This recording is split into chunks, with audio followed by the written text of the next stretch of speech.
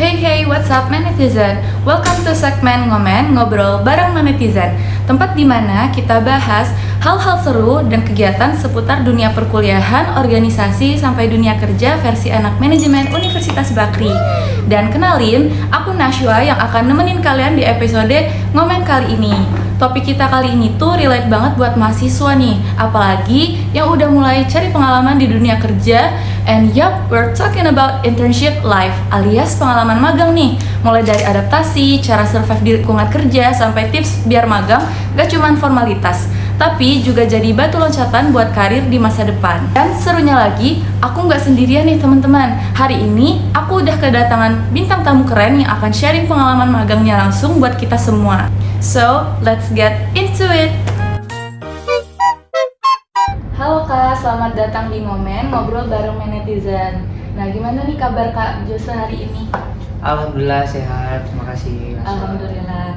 Nah, oke, sebelum kita masuk ke ceritanya nih Kak Jose, boleh gak kenalan dulu biar netizen pada kenal nih. Siapa sih tamu kita hari ini, dari jurusan mana, magang di mana, dan kerja di bidang apa nih Kak? Oke, kenalin teman-teman semua, nama aku Jose Prima. Bisa dipanggil Jose, manajemen angkatan 2022. Aku ngambil konsentrasi finance. Jadi kemarin magang di PT Kalimutu Mitra Perkasa namanya, bergerak di jasa konstruksi. Terus juga aku kerja di sana sebagai posisi finance admin namanya. Aku mau nanya nih Kak, sebelum akhirnya Kakak keterima magang, Kakak sempat daftar ke beberapa tempat magang? Kebetulan enggak sih. Berarti langsung di tempat magang yang kemarin? Betul. Jadi aku tuh sebenarnya agak punya privilege juga masuk ke tempat magang yang sekarang, karena punya relasi yang dimana teman aku udah jadi full time job di sana. Kebetulan waktu itu perusahaan kekosongan satu tuh posisi untuk finance. Nah, dia tahu karena aku udah menggeluti dunia finance, lebih demen ke finance, aku ditawarin. Pas banget ya? Pas banget momennya. Alasan utama kakak milih tempat magang yang sekarang itu karena bidangnya, lingkungan, atau pengen explore hal-hal baru? Nah, mungkin kayaknya kalau sebelum menjawab ke arah pertanyaan itu, kayak buat kita pun magang sekarang susah ya nyarinya gitu loh, walaupun diwadahi sama kampus kita, khususnya dari prodi kan banyak program yang magang dari pemerintahan, terus juga berbagai kerjasama mitra-mitra Bakri yang lain kan kayak gitu kan. Tapi di sisi realitanya kayaknya nggak gitu deh teman-teman. Makanya aku pun juga bersyukur banget dapat tawaran langsung kan momennya ketemu. Di semester ini aku harus ngambil mata kuliah magang, terus teman aku butuh posisi finance, ketemu tuh. Nah, untuk terkait apakah pemilihan tempatnya pertimbangannya karena lingkungan kah, atau karena pengen cari sudut pandang baru kah, atau segala macamnya, kayaknya itu pas sudah di dalam deh. Mungkin aku pun juga mikir kalau teman-teman yang lain tuh yang penting dapat magang dulu kayaknya. Ya, berarti kakak masuk ke tempat magang itu yang penting keterima dulu deh, baru karena faktor lainnya gitu ya? Iya, juga balik lagi kayaknya susah deh buat kita kalau udah masuk nih magang. Ya mungkin kalau teman-teman yang mungkin rezekinya bagus, pas lagi magang enak tuh bisa comot-comot kan, apalagi kalau apply-nya banyak-banyakan kayak gitu. Karena emang susah sih cari tempat magang sekarang ini ya Kak. Aku pengen tahu nih, gimana sih awalnya Kak Jose bisa lolos di tempat magang tersebut? Boleh ceritain ke teman-teman netizen?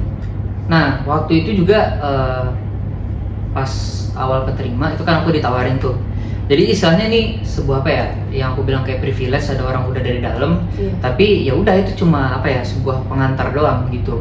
Jadi istilahnya aku dapat surat duluan nih, lu mau magang nggak di sini kayak gitu doang. Tapi untuk alur aku ngikutin semua, seleksi berkas, pengajuan CV, kemudian interview sama user, baru ntar akhirnya keterima magang. Sisanya survive sendiri aja ya? Survive. Waktu pertama kali Kak Jose masuk di dunia magang nih Kak, pasti rasanya campur aduk nggak sih Kak? Kan dari kuliah, terus tiba-tiba udah magang aja, kan nggak kerasa tuh. Nah, kakak ngerasa antara excited juga, tapi at the same time ngerasa takut salah nggak Kak? Dan gimana sih proses kakak bisa adaptasi di lingkungan baru pas awal magang? Oke. Kalau buat awal-awal, kalau aku kayak udah kebiasaan deh ya, mungkin pokoknya dari awal masuk kuliah tuh aku membiasakan diri untuk tidak punya ekspektasi sebenarnya dimanapun. Jadi istilah kita pas masuk ke lingkungan baru udah netral aja gitu loh. biarkan ekspektasi itu menjawab dirinya sendiri seiring berjalannya waktu, kayak gitu kan. Nah tapi benar juga sih, di hari pertama jujur deg-degan pasti. Pasti Karena, sih, Kak. ya kan, kita nggak tahu Orang-orang di gimana. dalam, ya. Terus juga kita nggak tahu apakah kita akan bisa perform sesuai job desk yang kita dapetin nanti ke depannya, kayak gitu. Tapi ya itu di awal doang, balik lagi itu cuma mindset sendiri kan. Kakak Gitu. magang di tempat di mana kemarin kan namanya? PT Kalimutu Mitra Di Perkasa. PT Kalimutu itu berapa bulan? Aku 3 bulan. Oh, 3 bulan. Dan aku mau nanya lagi, ada nggak budaya kerja unik yang awalnya bikin kakak kaget, terus lama-lama kakak terbiasa aja sih sama budaya kerja? Magangnya. Kalau budaya magang sih sebenarnya nggak ada yang bikin kaget ya, tapi di khususnya tempat aku magang itu dari sisi owner itu dia sebenarnya memberikan fleksibilitas dalam artian kita nggak perlu pakai dress code yang begitu teratur gitu loh, misalnya yang kayak misalkan kita pakai seragam sekolah pas SMA gitu, nggak ada ketentuan. Terus juga untuk di dalam kantor gitu harus bener-bener rapih terus nih semua segala macam, enggak. Prioritas dari owner di situ ya udah kinerja, yang diukur kinerja kayak gitu. Dari tempat magang itu kakak bisa magang di rumah misalnya, atau kayak work from cafe misalnya di luar gitu, nggak harus di kantor? Sebenarnya bisa, tapi untuk beberapa posisi itu bisa untuk work from anywhere ya. Tapi Yeah. kalau yang aku sendiri, kalau finance di awal-awal kayaknya bisa deh. Oh, bisa. Karena istilahnya job desk-nya belum banyak, terus juga beban kerja belum berat. Masih agak gampang ya. Nah, selang mungkin kayak seminggu 2 minggu deh after udah masuk di Kalimutu, kayak udah nggak bisa deh. Harus full Udah banget. banyak job tuh. Udah makin banyak dapat job desk-nya. Nah, selain tugas utama kakak, kira-kira ada nggak project yang paling berkesan atau membuat kakak belajar banyak hal baru dari situ? Nah, ini sebenarnya berkaitan banget sama tuntutan dari prodi kita sendiri, ya kan? Karena di prodi kita itu di manajemen kita harus ngelakuin problem solving, pakai design thinking. Iya, benar Bang. Nah, tuh pakai design thinking. Jadi waktu itu sebenarnya karena aku adalah salah satu orang yang terlibat langsung, jadi aku adalah user sendiri yang ngalamin nih problem apa sih sebenarnya di divisi aku gitu kan. Nah, pas awalnya sih aku sebagai anak magang bingung, nggak tahu, takut salah juga, karena misalnya ada suatu masalah yang fatal dampaknya gitu, walaupun terjadi cuma beberapa kali gitu ya, tapi yaitu dampaknya bakal fatal nanti ke depannya. Nah, setelah itu ada challenge-nya juga ketika kita pengen menerapkan design thinking itu sendiri. Karena design thinking pendekatannya ada 4, tapi kan prioritasnya kita harus di tahap empati pakai interview kan. Sedangkan karyawan begitu sibuknya dengan pekerjaan. Jadi kebanyakan tuh ya harus aku sendiri yang banyak observasi. Susah nge-handle-nya berarti ya Kak? Karena betul. cuman kakak sendiri aja? Iya betul, jadi ya teman-teman yang lain karyawan semua kan, karyawan tetap punya job desk, yang dimana ini juga jasa konstruksi. Teman-teman finance banyak berusukan ke proyek-proyek kayak gitu. Seperti itu. Challenge selama magang itu apa sih Kak, dan cara kakak ngatasinnya gimana? Oke. Nah, ini menurutku juga poin plus di tempat magangku, karena aku dapat mentor, dapat teman-teman kerja, kolega itu yang juga enak-enak banget. Jadi challenge-nya gila sih aku akui, karena gini, walaupun aku ambil konsentrasi finance, jadi emang kayak kita dari semester 1 udah dapat pengantar akuntansi kan? Udah. Ya, dari situ tuh, jadi setiap mata kuliah keuangan itu aku demen banget gitu kan. Nah, ternyata pas sudah di sisi realita, ya kalau pas sudah experience langsung ya di tempat magang, teori banyak yang kepake, terus juga kerangka berpikir juga banyak yang kepake. Tapi ya itu balik lagi, kalau kita pas kuliah yang ngerjain tugas, konsekuensi kalau salah nilai dong. Ini kalau konsekuensi salah pencatatan uang, salah input nominal, duit lepas, atau enggak nanti kita kena masalah di audit kayak gitu.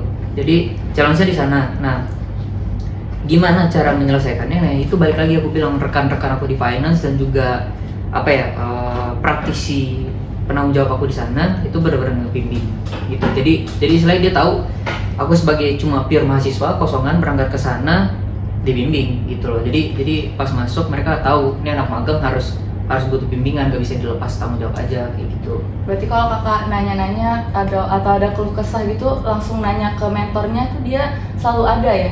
Iya, bahkan dari apa ya, pas awal aku masuk itu teman-teman finance bilang emang aku yang harus nyinyir, aku yang harus banyak tanya. Iya kayak benar gitu. sih. Apa sih pelajaran paling penting yang kakak dapat selama magang? Misalnya sesuatu yang bikin kakak ngerasa lebih ready buat survive di dunia kerja. Kan kebetulan kakak lagi kerja ya sekarang ya kak. Nah kira-kira apa sih kak?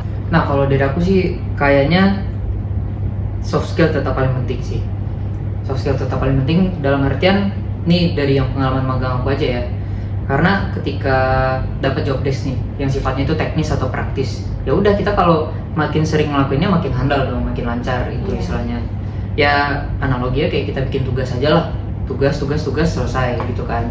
Nah tapi challenge-nya sebenarnya di sana yaitu komunikasi, ya kan, cara kita berkomunikasi gimana, terus juga etika kita dan attitude kita sesama rekan kerja di sana juga, terus juga gimana kemampuan kita untuk menyerap pernyataan, pertanyaan, bagaimana cara kita merespon, ya itu sih.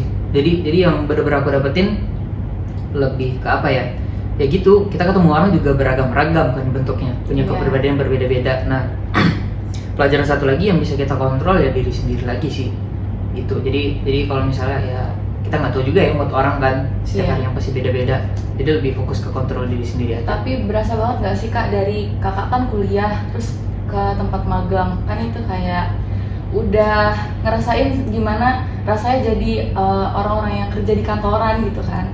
Nah itu boleh di-share juga dong kak. Rasanya sebenarnya ya kurang lebih sama aja sih, karena balik lagi apa ya,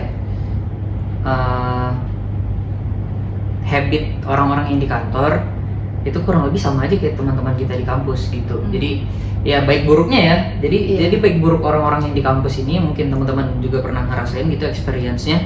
Kita bakal ketemu orang yang sama lagi, kurang apa ya, sama aja gitu loh. Cuma gantinya bedanya ini mungkin kayak apa ya, apalagi di kantor nih responsibilitas tanggung jawab itu lebih beda kan. Karena konsekuensinya ini apalagi aku di keuangan, nasib perusahaan dong gitu loh. Terus semuanya, juga ya. Masalah cash flow, terus juga masalah transparansi. Itu nanti apa ya, kalau teman-teman udah di semester 5 tuh bakal ketemu kan mata kuliah tata kelola perusahaan.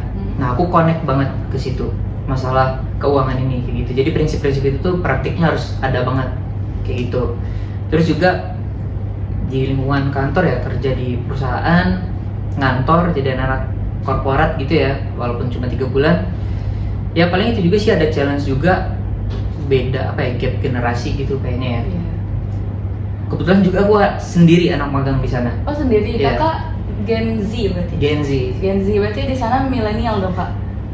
Atau didominasi milenial dan boomers. Oh, ada rasa tersendiri nggak sih kak, kayak kan kakak sendiri di situ Gen Z, terus gimana rasanya collab bareng gen yang lain gitu, apalagi di dunia kerja pasti susah nggak sih kak, atau biasa aja atau gimana? Oke, nah itu balik lagi kayaknya jawabannya tergantung pribadi dan masalah soft skill itu tadi yang aku bilang, ya kan? Karena balik lagi itu ke kemampuan adaptasi kita kan, gitu.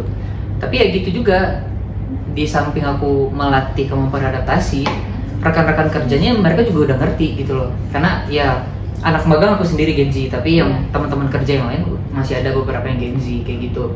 Jadi istilahnya apa ya? Aku juga ngerti kayaknya habit apa ya, para engineer, para pekerja di sektor industri yang apa, jasa konstruksi ini, mereka lebih nyantai gitu loh. Jadi alhamdulillahnya aku nggak dapat pengalaman yang kaku-kaku, senioritas itu nggak ada banget. Berarti fun banget ya? Fun banget tempat magangnya.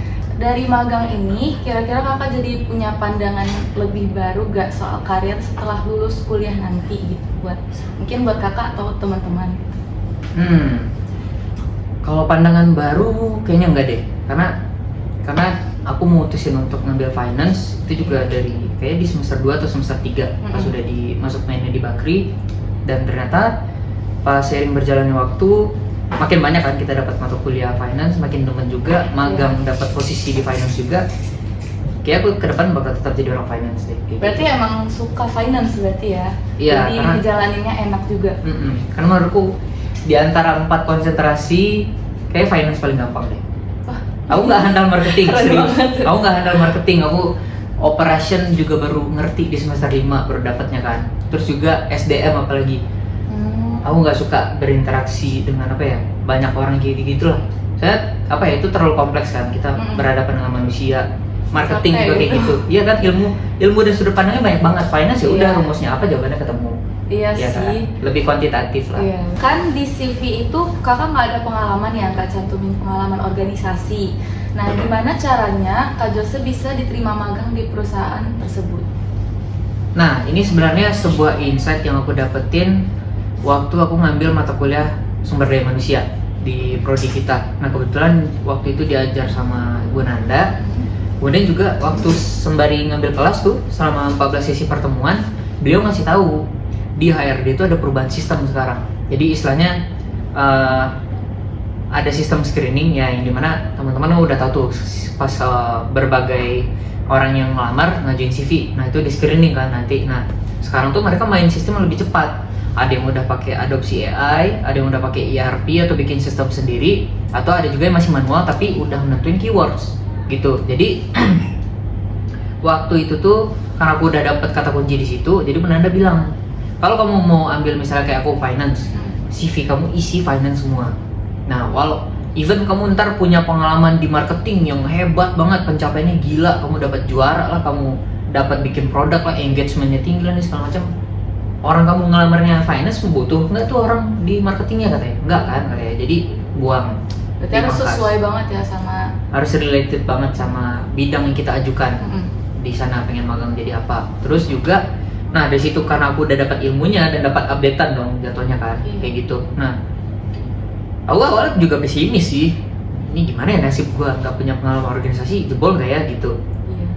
Tapi karena udah dapat yang kayak gitu juga dari Bu Nanda, ya udah aku pedein aja. Bikin tuh semua CV aku isinya hal yang berkaitan dengan finance. Karena nggak juga punya pengalaman volunteer dan organisasi yang berkaitan dengan finance, aku cuma masukin project-project dan tugas apa aja yang pernah aku lakuin yang berkaitan dengan mata kuliah finance kayak gitu. Sesuai dengan tipsnya Bu Ananda ya, Sesuai biar dengan tips keterima yang di tempat iya. magang. Keywords finance, akuntansi, keuangan, hitung-hitungan banyak banget. Tapi itu udah di banyak tempat magang ya Kak diterapin ya? Seharusnya. Harusnya iya ya. Apalagi perusahaan-perusahaan yang udah settle atau mungkin teman-teman yang targetnya itu yang MBKM, yang magang dari program pemerintah kan, itu seharusnya screening CV-nya udah kayak gitu tuh. Bahkan mungkin kayaknya mereka udah pakai AI deh. Berarti setelah kakak tahu tips dari Bu Ananda itu, kakak langsung benerin CV ya dong? Langsung Iya, langsung ya. revisi CV. Bahkan aku dulu di CV aku masih masukin pengalaman aku di SMA. Oh itu nggak apa-apa ya berarti ya? Ya akhirnya Masih udah aku dipakai. buang, Oh, dibuang. full kuliah aja kemarin Oh gitu. Yang seputar finance aja? Seputaran finance karena aku ngambil finance gitu. Terus aku mau nanya kenapa Kak Jose milih buat nggak ikut organisasi gitu? Pertanyaan menarik sih sebenarnya. Karena balik lagi kayak yang aku bilang tujuan itu yang pertama. Jadi aku pas awal memutuskan untuk kuliah di Bakri disetujui orang tua. Nah aku udah netapin tujuan dong gitu. Kalau aku tuh emang nggak ada keinginan untuk ikut organisasi atau yang lain-lainnya gitu. Jadi karena sebenarnya kalau kita throwback sedikit, jadi aku yang di daerah ini dapat review bagus soal Bakri gitu. Jadi testimoninya lulusan Bakri itu pada hebat-hebat, karirnya bagus-bagus. Bener, terus aku juga lihat. nah gitu. Jadi mereka tuh dapat review yang bagus. Bahkan bayangin, aku orang daerah dari SMP udah dapat mau kuliah di mana, Bakri itu udah jadi opsi. Oh gitu. Ya Dari di obrolan SMP? keluarga, iya dari aku SMP. Oh udah lama banget berarti ya? Udah lama banget gitu. Nah jadi akhirnya aku juga penasaran kan, apakah ya saya nguji hipotesis aja, emang benar nggak sih nih review-review dari orang tenaga didiknya itu ya keren-keren, hebat-hebat gitu loh, sehingga menghasilkan output yang hebat juga kan gitu. Akhirnya udah aku setting goals, kuliah kupu-kupu doang. Ya udah maksimalin selama perkuliahan 14 sesi tiap mata kuliah tuh kayak gitu. Nah ya itu juga sih. Akhirnya alhamdulillah sampai sekarang tidak ada penyesalan untuk aku karena nggak ambil organisasi. Tapi ya balik lagi, bukan berarti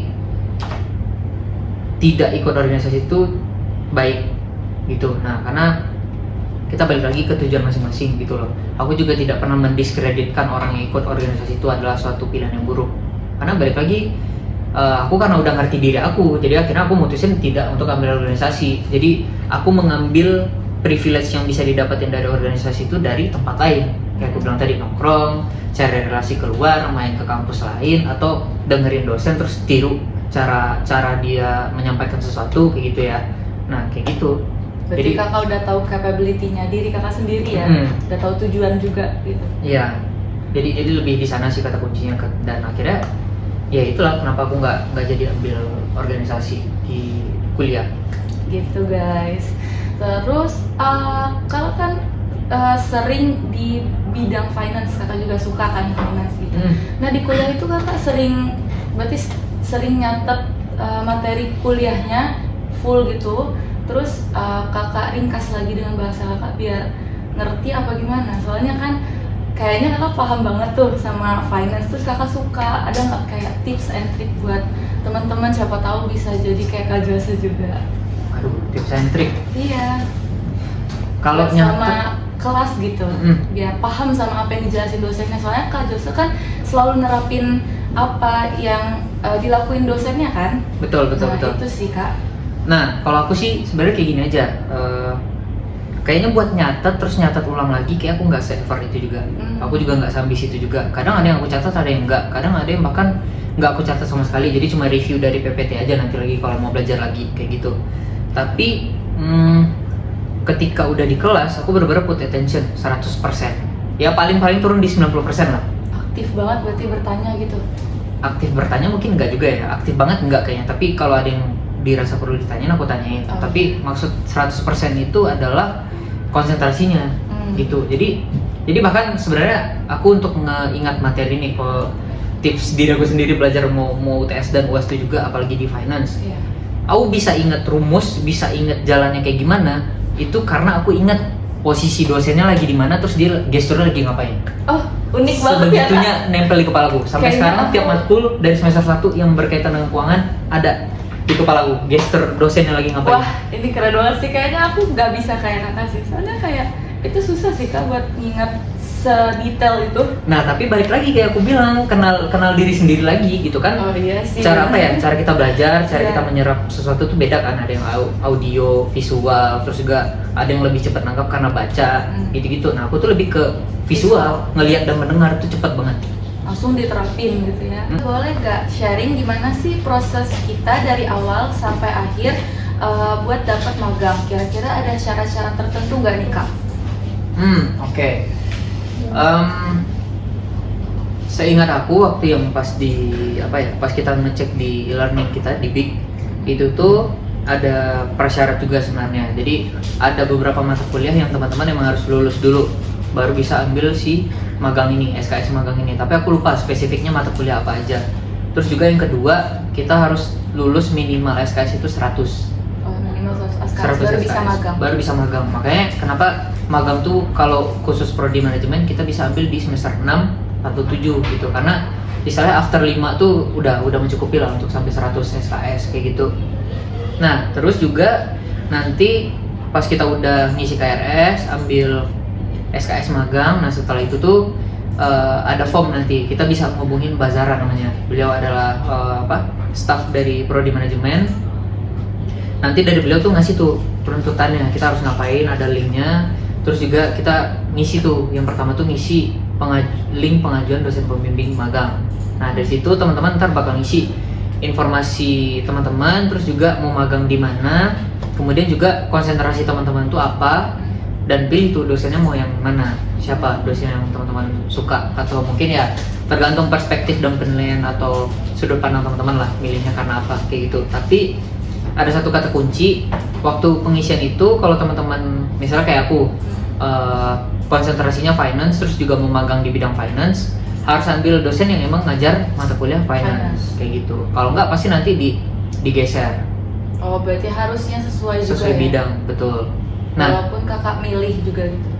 Walaupun kita milih nanti. Terus juga untuk pengajuan dosen pembimbing magangnya teman-teman bisa ngisi banyak nanti. Jadi bisa apa ya? Ada opsi ya? Dosennya, betul. Nah, after itu setelah di ACC nih dapat dosen pembimbing magang, ya itu nanti sembari berjalan juga sih.